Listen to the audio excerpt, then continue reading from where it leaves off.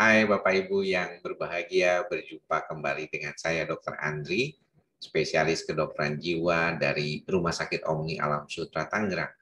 Pada kesempatan kali ini saya ingin kembali memberikan sedikit gambaran tentang otak kita, ya, bagaimana orang yang mengalami gangguan kecemasan itu bisa menyebabkan sebenarnya dia itu tidak bisa berfungsi, apalagi di dalam proses berpikir. Ya, seringkali ini menjadi problem, terutama untuk orang-orang yang masih bekerja dengan tenaga pikiran atau tenaga otaknya. Ya, dan ini juga akan mempengaruhi perilaku dan perasaan orang tersebut di dalam jangka panjang.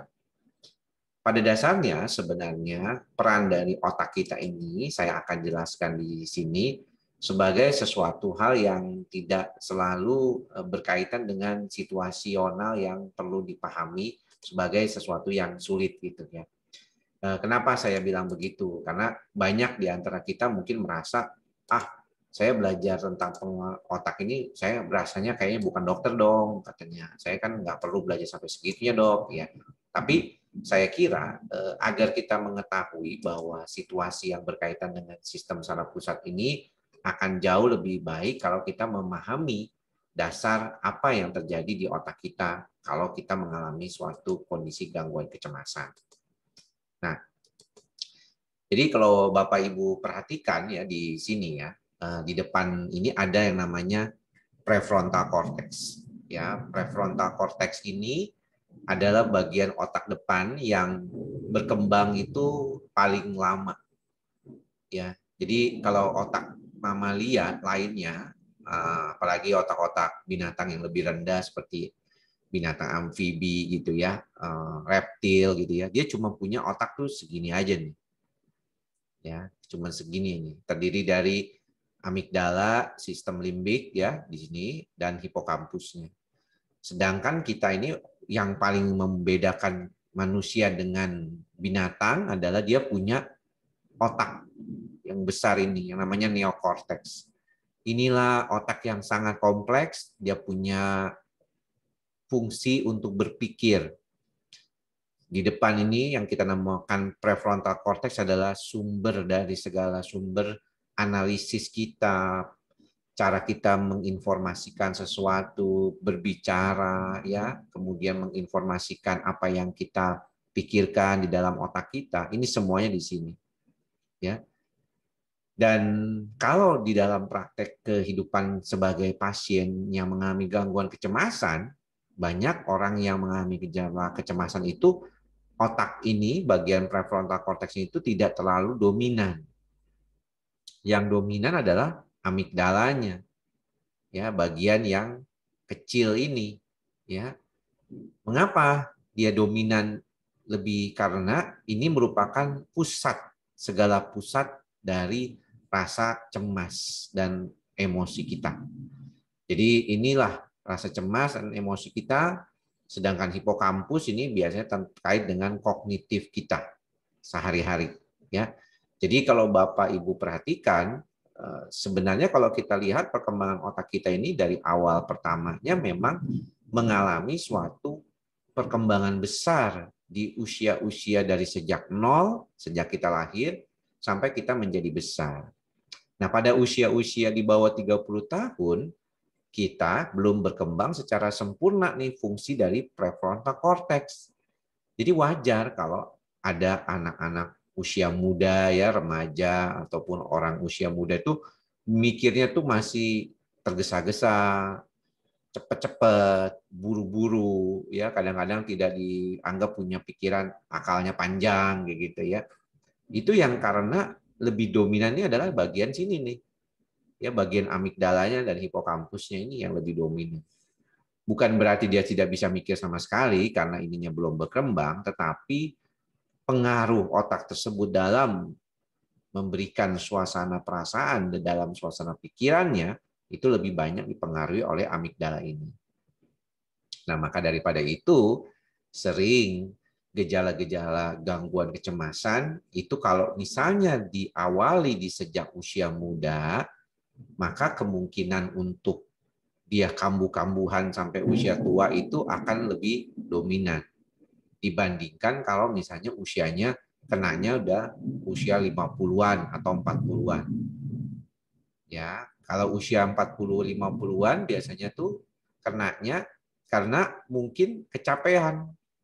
Ya, jadi otak ininya sering dipakai, otak prefrontal cortexnya sering dipakai, kemudian juga dia simpen semua perasaan, kecemasan, ketakutan dia karena dia berupaya untuk mau maju, disimpan dia di amigdala, dan akhirnya lama-lama otak ini tuh nggak sanggup lagi menyimpan, dan akhirnya terjadilah gejala-gejala kecemasan panik.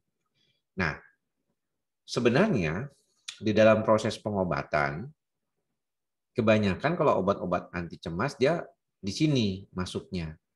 Ya, seperti misalnya alprazolam, clonazepam gitu ya, dia lebih fokusnya di sini untuk menenangkan langsung di amigdala dan hipokampus.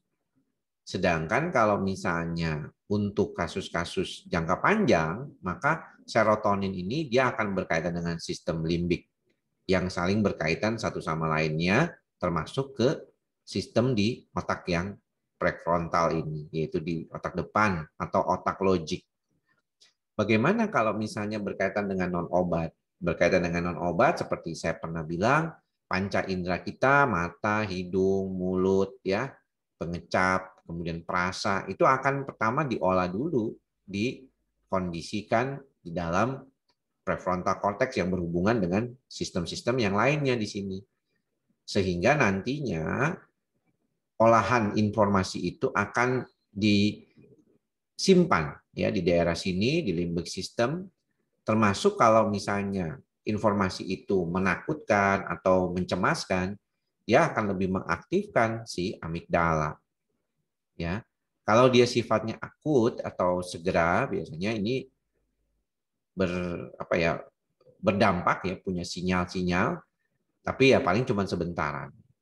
Tapi kalau teman-teman masukin semuanya, pikiran dan perasaan teman-teman masuk terus yang jelek-jelek, yang negatif-negatif, akhirnya terjadilah perubahan di sistem saraf pusat ini yang akhirnya membuat orang mengalami ketakutan terus-menerus. Bahkan walaupun sudah tidak ada pemicunya, nggak ada panca indera yang masuk, tetapi karena dia terus mengirimkan dulu dan ininya numpuk di sini, terjadilah.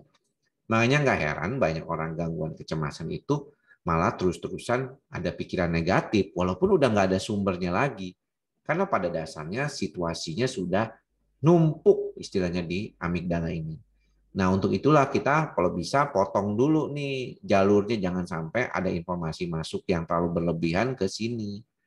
Bukannya kita nggak mau berhati-hati, tapi jangan terlalu berlebihan informasi yang negatif-negatifnya. Perbanyak informasi positif supaya ini tenang. Dan satu lagi adalah relaksasi dan meditasi. Karena relaksasi dan meditasi lah yang bisa menenangkan sistem saraf di sini. Ya, jadi sebenarnya kalau ditanya bisa makan obat, bisa nggak makan obat, sebenarnya tergantung dari bagaimana kita melatih otak kita. Sayangnya seringkali latihan otak kita ini nggak sempurna.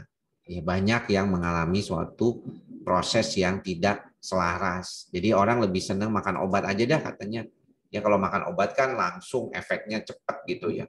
Sedangkan kalau misalnya nungguin latihan lama, tapi teman-teman jangan lupa ya, itu penting tuh latihan, karena latihanlah yang akan membuat otak kita akan menjadi jauh lebih stabil buat ke depannya.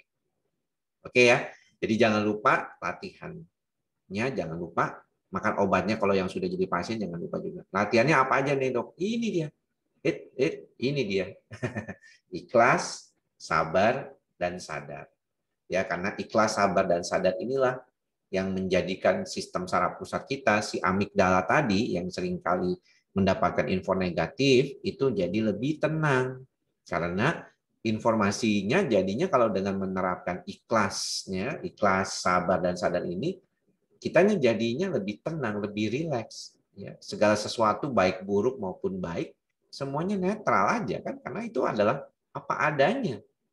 Itu yang kita namakan sebagai kesadaran ya, mindfulness ini di sini nih dia. Ya, mudah-mudahan teman-teman semuanya bisa menjalankannya. Kita latihan bersama ya. Saya juga masih latihan sampai sekarang dan mudah-mudahan kedepannya akan jauh lebih baik lagi. Oke, thank you semuanya. Semoga semua makhluk hidup berbahagia. Sampai bertemu lagi di lain kesempatan. Salam sehat jiwa. Bye-bye.